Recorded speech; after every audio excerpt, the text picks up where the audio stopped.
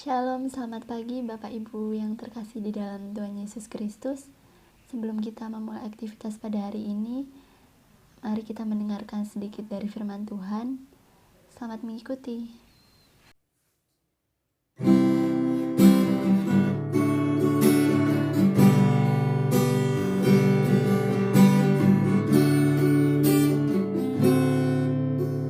Bila kau rasa gelisah di hatimu, bila kelam kabut tak menentu hidupmu, ingat masih ada seorang penolong bagimu. Yesus tak pernah jauh darimu.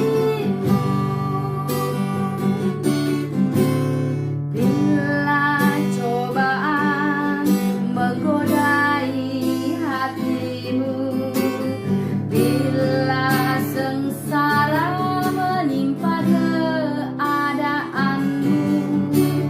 ingat Yesus takkan pernah jauh darimu. Dia selalu pedulikan kamu. Berseru, memanggil namanya, berdoa, Dia akan segera menghampiri dirimu. Percaya, Dia takkan jauh darimu. Dia hanya sejauh doa.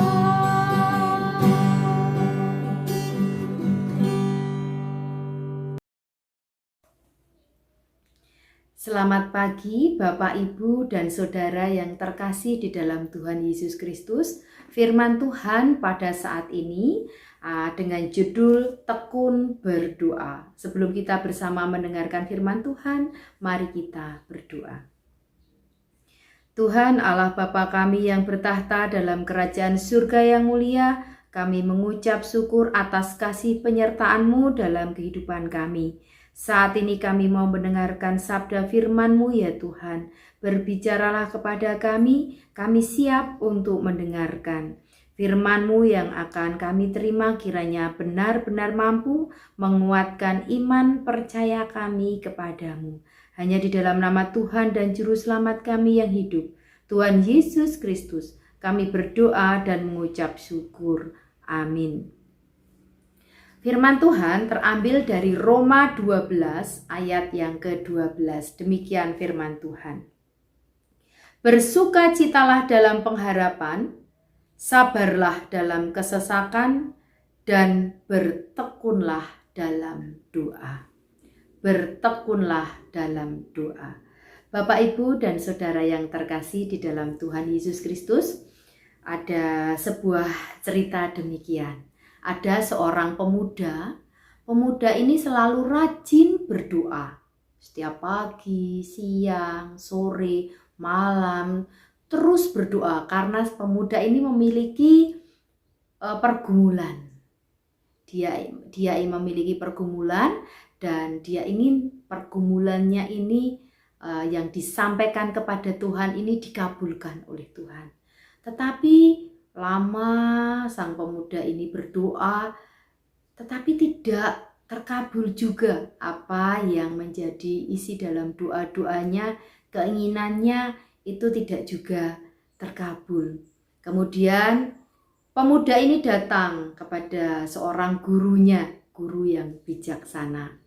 Sang pemuda ini bertanya kepada gurunya, "Guru, gimana ya? Apakah guru punya solusi ya? Saya itu terus berdoa, sudah rajin berdoa pagi, siang, sore, malam terus berdoa, tak henti-hentinya berdoa kepada Tuhan, memanjatkan keinginan-keinginan permohonan saya kepada Tuhan, tetapi tidak juga terkabul. Apa ini guru yang harus aku lakukan?"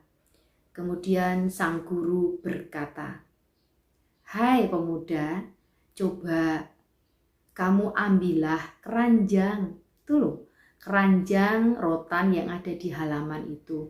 Ambillah, kemudian pergilah ke sungai, isilah keranjang itu dengan air dan bawakan aku air dari keranjang itu. Dari sungai itu bawakan aku air, bawalah ke sini.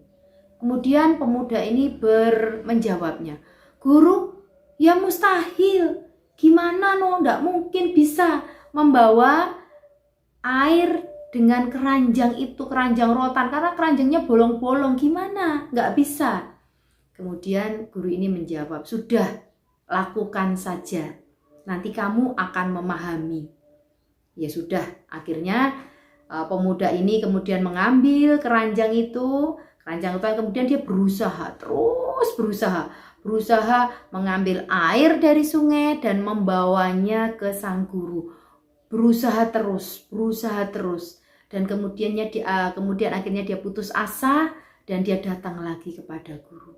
"Guru, gimana ini aku sudah putus asa. Nggak bisa lagi aku mengambil air dengan keranjangnya bolong-bolong seperti itu." Kemudian gurunya berkata, "Hai pemuda, coba kamu lihat, kamu amati apa yang kamu amati dari keranjang itu. Apa ya perubahan yang ada dari keranjang itu?" Kemudian si pemuda itu mengamati keranjangnya. Kemudian dia menjawab, "Oh guru, keranjangnya ini semula aku bawa ke sungai untuk mengangkut air, itu keranjangnya kotor sekali. Tapi sekarang memang air tidak bisa aku bawa ke hadapan sang guru, tetapi keranjang ini sekarang menjadi bersih. Karena aku berusaha untuk ngangkut air dengan keranjang yang bolong ini, keranjangnya tidak bisa ngangkut air, tetapi keranjangnya sekarang jadi bersih." Kemudian guru menjawab, "Ya, itu demikian pula dengan hatimu. Berdoa setiap hari itu juga akan membuat hatimu bersih. Sama seperti keranjang tadi. Keranjang yang kotor, kemudian berusaha untuk mengangkut air, keranjangnya itu kemudian menjadi bersih." Sang guru ini menyampaikan dengan perumpamaan kepada pemuda itu, dan akhirnya pemuda itu paham. Rajin berdoa itu membuat hati kita bersih. Dengan bertekun berdoa membuat hati kita itu bersih. Ya. Nah, Bapak, Ibu, dan Saudara yang terkasih di dalam Tuhan Yesus Kristus, kita mungkin sudah banyak menaikkan doa-doa kita kepada Tuhan. Tetapi mungkin ada yang doa itu tidak dijawab. Bahkan sampai hari ini doa itu belum terjawab. Nah, penyebab kekecewaan karena doa itu belum terjawab itu menyebabkan kekecewaan dalam hati kita. Nah, kekecewaan itu adalah dari diri kita sendiri. Kita kecewa karena kita memaksa Tuhan untuk memenuhi segala keinginan kita. Akhirnya kita beranggapan, aku udah capek berdoa. Aku sepertinya seolah-olah udahlah gak usah berdoa. Doanya itu terus Tuhan belum kabulkan. Karena yang membuat kecewa itu karena diri kita yang memaksa Tuhan untuk mengabulkan doa-doa kita. Bapak, Ibu, dan Saudara yang terkasih di dalam Tuhan Yesus Kristus, Tuhan menghendaki kita berdoa bukan semata-mata karena Tuhan mau memenuhi semua tuntutan ataupun keinginan kita. Tetapi lebih daripada itu, Tuhan menghendaki kita berdoa supaya kita lebih dekat kepada Tuhan. Allah mendengarkan kita, tetapi Allah juga mau supaya kita mendengarkan Dia, mendengarkan Allah, melakukan kehendaknya dengan iman, dengan ketulusan, dengan kesetiaan. Allah menghendaki kita untuk memiliki hati yang bersih, sehingga berkat-Nya senantiasa mengalir dalam kehidupan kita. Bersukacitalah dalam pengharapan, sabarlah dalam kesesakan, dan bertekunlah dalam doa. Amin. Demikian firman Tuhan, kiranya memberkati kita semua. Sedikit dari firman Tuhan yang telah kita dengarkan tadi kiranya dapat menjadi berkat dan selalu menjadi tuntunan di dalam kita menjalani hari. Tuhan Yesus memberkati.